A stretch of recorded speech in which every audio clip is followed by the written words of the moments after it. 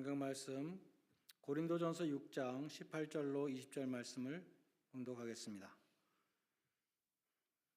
고린도전서 6장 18절로 20절 말씀입니다.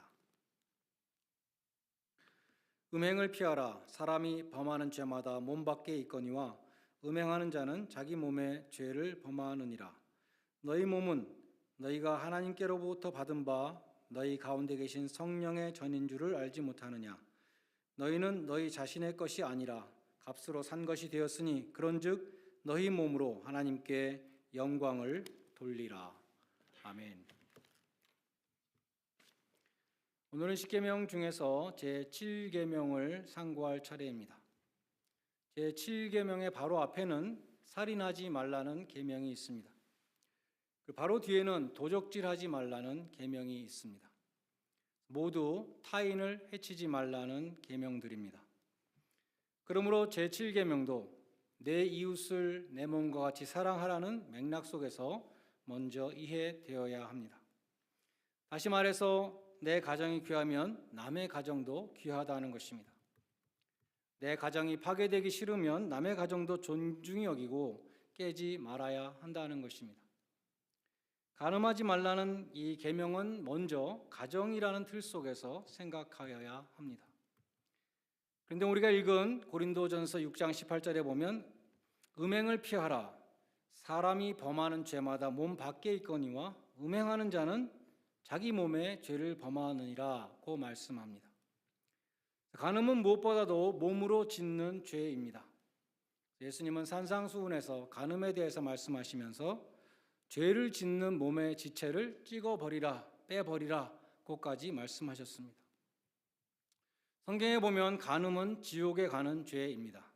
고린도전서 6장 9절로 10절에 보면 음행하는 자나 우상숭배자나 간음하는 자나 탐색하는 자나 남색하는 자나 도적이나 탐욕을 부리는 자나 술 취하는 자나 모욕하는 자나 속여 빼앗는 자들은 하나님의 나라를 유업으로 받지 못한다 하였고, 계시록 21장 8절에도 보면 두려워하는 자들과 믿지 아니하는 자들과 흉악한 자들과 살인자들과 음행하는 자들과 점술가들과 우상숭배자들과 거짓말하는 모든 자들은 불과 유황으로 타는 못에 던져질 것이라고 말씀합니다. 그처럼 간음은 지옥에 가는 큰 죄이기 때문에 차라리 죄를 짓는 몸의 지체를 뽑아버리고 차라리 불구자로 천국에 가는 것이 더 낫다고 말씀하신 것입니다. 뿐만 아니라 예수님은 마음으로 짓는 간음도 똑같은 죄라고 말씀하셨습니다. 바리새인들은 제6계명 살인의 경우와 마찬가지로 제7계명도 그 적용 범위를 외면적인 행위 자체에 국한시켰습니다. 바리새인의 기준에 따르면 실제로 간음의 행위까지 가지 않으면 합격인 것입니다. 그러나 십계명 자체에도 10번째 계명에 보면 내 이웃의 아내를 탐내지 말라 그런 규정이 있습니다. 이 십계명 내에도 음욕 곧 마음의 간음을 금하신 것을 볼 수 있습니다. 사람의 눈에는 외면적인 행위만이 보이지만 하나님은 행위로 표현되지 않는 탐심까지도 보십니다. 그래서 사람은 얼마든지 속일 수가 있지만 하나님은 속일 수가 없습니다. 하나님은 사무엘에게 사람은 외모를 보거니와 나 여호와는 중심을 보느니라 그렇게 말씀하셨고, 또 예수님은 바리새인들에게 너희는 사람들 앞에서 스스로 옳다 하는 자이나 너희의 마음을 하나님께서 아신다고 하셨습니다. 그러므로 예수님은 제7계명 간음죄의 적용 범위를 행위 자체는 물론이요 마음속에서 일어나는 모든 음욕까지 다 포함된다고 선언하셨던 것입니다. 간음은 음욕까지 포함한다는 이 예수님의 가르침은 우리에게 죄에 대한 정의를 다시 일깨워 줍니다. 성경이 말씀하는 죄는 행위 자체에만 국한되는 것이 아니고 행위를 유발시키는 마음속의 생각까지 다 포함한다는 것입니다. 하나님의 기준에 따르면 우리는 마음속에서 형제를 미워할 때에 살인죄를 범하게 되는 것이고, 마음속의 상상으로 또한 간음죄를 범하는 것입니다. 실제 살인과 간음은 마음속에서 이미 결정한 것을 행동으로 옮긴 것에 불과하기 때문입니다. 요한복음 8장에 보면 서기관과 바리새인들이 간음한 여인을 예수님께 데리고 왔습니다. 모세의 율법에 의하면 간음한 자는 돌로 쳐 죽여야 한다는 그러한 규정이 있었습니다. 그러면 자기들이 알아서 돌로 치면 될 것인데 왜 예수님 앞에 이 여인을 끌고 왔는가? 그들은 예수님을 올무에 걸리게 하기 위해서 이 여인을 데리고 왔습니다. 그동안 서기관들과 바리새인들은 예수님을 어떻게 고소할 것인가 골똘히 빌미를 잡기 위해서 연구를 했는데 기가 막힌 올가미를 하나 발견했습니다. 곧 간음하다가 현장에서 잡힌 이 여인을 예수님 앞에 데리고 와서 율법대로 돌로 칠 것인가 말 것인가 대답하시오, 이렇게 답변을 요구했습니다. 예수님은 예스 아니면 노로 대답을 해야 되는데 어떤 쪽으로 대답을 하든지 그들의 함정에 걸리게 되어 있었습니다. 그동안 사랑과 용서를 가르쳐 오신 예수님은 당연히 돌로 치지 말라고 말씀하셔야 정상입니다. 그런 바리새인과 서기관들은 예수님을 향해서 율법을 폐하는 자라고 그렇게 고소할 참이었습니다. 반대로 만에 하나 예수님이 율법대로 돌로 치라고 하신다면 예수님은 자기 모순에 빠지게 되고 권위를 잃게 되는 것이었습니다. 예수님은 어떻게 대답하셨습니까? 너희 중에 죄 없는 자가 먼저 돌로 치라. 예수님은 이 여인이 돌에 맞아 죽을 죄인이라는 것을 인정하셨습니다. 그리고 율법대로 돌로 치라고 말씀하셨습니다. 그러나 너희 중에 죄가 없는 자가 먼저 쳐라, 이렇게 말씀하셨습니다. 무슨 말씀입니까? 지금 남을 정죄하고 있는 너희들 자신의 죄를 돌아보라고 말씀하신 것입니다. 예수님의 이 권위 있는 말씀 앞에서 사람들은 모두 자기의 자신의 내면을 성찰하게 되었습니다. 그리고 양심의 가책을 받아서 손에 들고 있던 그 정죄의 죄를 다 내려놓고 한 사람, 두 사람, 어른들로부터 젊은이들까지 모두 그 자리를 떠나갔다는 것입니다. 예수님은 그처럼 정죄하던 자들을 다 물러가게 하신 다음에 간음한 여인에게 두 가지 중요한 말씀을 하셨습니다. 하나는 나도 너를 정죄하지 않는다는 말씀이었고, 또 하나는 그러므로 다시는 죄를 범치 말라는 말씀이었습니다. 신학적인 용어를 빌리자면 예수님은 이 여인에게 칭의를 선언하시고 성화를 명령하셨습니다. 예수님은 이 여인을 율법의 정죄로부터 구해 주셨습니다. 그러나 예수님은 거기서 그치지 않고 다시는 죄를 범치 말라, 죄악된 생활을 청산하라, 거룩한 삶을 살라, 이렇게 명하셨습니다. 칭의는 곧바로 성화로 이어져야 된다는 것을 말씀하신 것입니다. 믿음에는 행함이 수반되어야 하는 것입니다. 이제 너희에게는 결코 정죄함이 없다, 그러니 마음 놓고 죄를 지어라가 아니라고, 반대로 이제 너희에게는 결코 정죄함이 없다, 그러니 이제 더 이상 죄를 짓지 말고 하나님의 말씀에 순종하라고 그렇게 명하신 것입니다. 그러면 어떻게 하여야 음행의 죄를 짓지 않을 수 있습니까? 우리는 그 가장 좋은 모범을 요셉에게서 발견합니다. 요셉은 20대 청년의 때에 유혹을 받았습니다. 혈기왕성한 20대 청년에게 성적인 유혹은 가장 이기기 힘든 유혹이었을 것입니다. 더구나 요셉은 집을 떠나 있었습니다. 젊은 총각이었습니다. 종이었습니다. 상대는 돈과 권력이 있는 여자였습니다. 그 유혹은 집요했습니다. 날마다 요셉에게 눈짓하고 청하였습니다. 10번 찍어서 안 넘어가는 나무가 없다, 한국에도 그런 말이 있는데, 처음에는 단호히 거절했다 하더라도 날마다 유혹을 한다면 조금씩 의지가 약해질 수도 있었을 것입니다. 이 여자는 나중에 아예 옷을 잡고 늘어졌습니다. 그때 집안에 아무도 없었다고 그랬습니다. 당시 요셉에게 닥친 이 유혹이 얼마나 강력한 것이었을까 우리는 알 수 있습니다. 그러나 요셉은 그처럼 강력한 유혹을 하나님 앞에서 물리쳤습니다. 내가 어찌 이 큰 죄악을 범해서 하나님 앞에 죄를 지으리요? 이렇게 말합니다. 하나님 앞에서 죄를 지을 수 없습니다 라는 결단이었습니다. 사람들이 보고 있어도 부끄러운 죄를 지을 수가 없는데 어떻게 하나님이 불꽃 같은 눈으로 보고 계시는데 내가 어떻게 죄를 지을 수 있느냐 하는 것입니다. 그러한 고백을 하며 죄를 피했던 것입니다. 예수님도 기도를 할 때나 구제를 할 때나 사람들의 눈을 의식하지 말라 그랬습니다. 아무도 안 봐도 하나님이 다 보고 계시다고 그렇게 말씀하셨습니다. 시편 139편에 보면 하나님은 우리의 모든 행위뿐만 아니라 혀의 말도 다 아시고 마음의 생각도 다 아신다 그렇게 말씀합니다. 요셉이 하나님 앞에서 깨끗하게 살았기 때문에 하나님이 늘 동행하시고 형통한 길을 주셨던 것입니다. 죄는 하나님과의 관계를 끊습니다. 죄인은 하나님과 원수가 됩니다. 그러므로 우리는 언제나 하나님 앞에서 살아가야 합니다. 하나님 앞에서 죄를 범하지 말아야 하는 것입니다.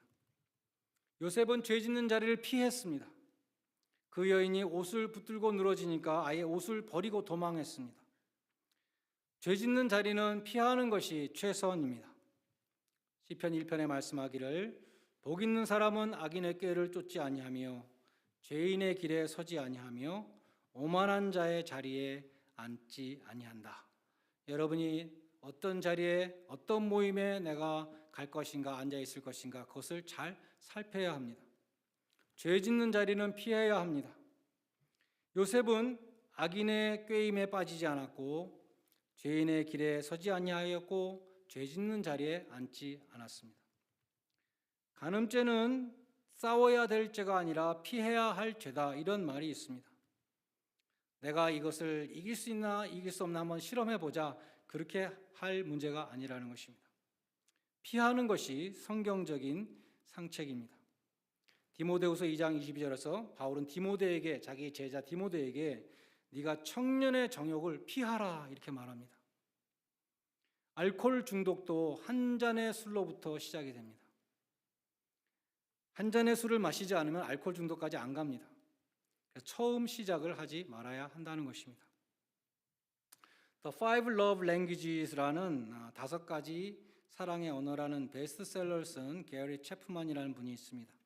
이분은 미국의 아주 유명한 가정 세미나를 하시는 분이신데 그분의 명성을 듣고 저는 그 세미나를 DVD로 구해서 본 적이 있습니다. 미국에서는 이분에 의하면 많은 그 불륜이 직장 동료들 사이에서 일어난다고 합니다. 직장에서는 도망갈 수가 없습니다. 먹고 살아야 되니까 매일 출근을 해야 되는 것이죠. 처음 티클링은 커피팟에서 시작된다고 합니다. 아침에 출근해서 커피 머그를 들고 커피팟으로 가면 여자 동료를 만나게 됩니다. 굿모닝 인사도 하고 미소도 짓고 하는데 거기서부터 마음이 동하기 시작한다는 것입니다. 조금 전에 집에서 나올 때 부인이 침대에서 입을 쫙 벌리고 대자로 누워서 자고 있는 것을 보고 왔는데 이 여자는 아침부터 머리도 단정하게 빗고 화장도 하고 얼굴도 옷도 팬시하게 입고 좋은 냄새도 납니다. 향수를 뿌려서. 당연히 호감을 가지게 되는데 채팅을 하면서 친해지다 보면 자연스럽게 식사를 함께 하게 됩니다. Every woman has a story. 그런 말처럼 모든 여자는 자기만의 굴곡된 많은 인생 이야기를 갖고 있습니다. 그 이야기를 듣다 보면 연민이 생기고 마음문을 열고 마음이 왔다 갔다 하면서 가정이 깨진다는 것입니다. 닥터 체프만이 그런 이야기들을 아주 실감나게 웃기면서 재미있게 하는 것을 보았습니다. 그러면서 결론이 무엇인가? 결론이 중요한데 처음부터 아예 시작을 하지 말아야 한다는 것이 결론입니다. 한번 훅에 걸리면 그 다음부터는 빠져나오기 힘들다는 것입니다. 처음부터 피하는 것이 상책이다. 그것이 결론이었습니다. 마지막으로 고린도전서 우리가 읽은 6장 19절로 20절에 보면 너희는 너희 것이 아니라 값으로 산 것이 되었으니 그런즉 너희는 몸으로 하나님께 영광을 돌리라고 말씀합니다. 하나님이 우리를 예수 그리스도의 피로 값주고 사셨다는 것입니다. 거기서 당연한 결과가 두 가지가 나옵니다.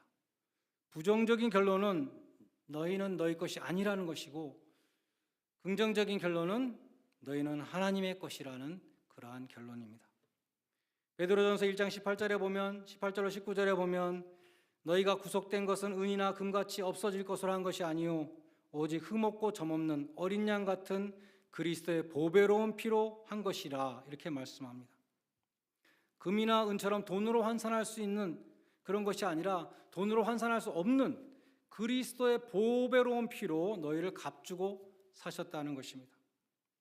하나님께서 그 독생자의 생명을 우리의 몸값으로 치르셨습니다. 그러므로 우리는 하나님께 우리의 몸값을 해야 합니다. 그것을 20절에 보면 값으로 산 것이 되었으니 그런즉 너희 몸으로 하나님께 영광을 돌리라고 말씀합니다.